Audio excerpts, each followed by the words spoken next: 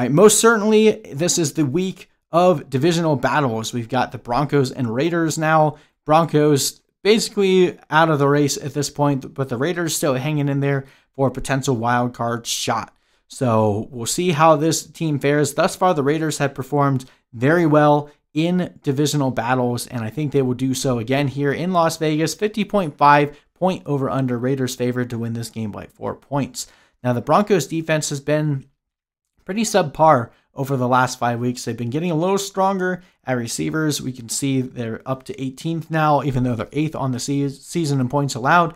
But their run game has been getting weaker. Their quarterback game has stayed about the same, whereas the Raiders have also been a pretty porous defense around the board. So this should be a pretty fun game in terms of fantasy points being scored. I expect there to be a lot of passing in this game.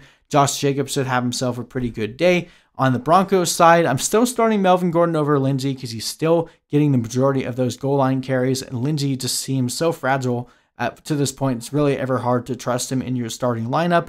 Jeudy looks like he's going to play, as will Tim Patrick. I will play both of them against this crappy Raiders secondary, and I think Noah Fant is arguably one of the better tight ends to start on the week. On the Raiders side, I think you can play Derek Carr again. He had a pretty good week last week. He's another streaming option here at home against the Broncos this week. Josh Jacobs and Darren Waller, of course you're starting them. The real question still remains every single week, who the heck to trust at receiver? Now, obviously, Renfrow had the dud 2 weeks ago, but that was in a very windy game. Sorry, not Renfrow, Agholor.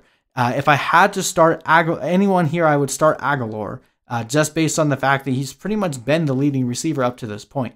Renfrow gives you less of a ceiling, but a little bit higher of a floor, whereas Ruggs has pretty much only had one good game up to this point. So if I had to pick somebody, I would take Agholor. You're likely to see one or two of these guys have a good game, but again, it's still been very hard to predict the consistency here, so it's hard for me to endorse any of them. I think the Raiders win this one pretty easily. I've got them winning 34-24.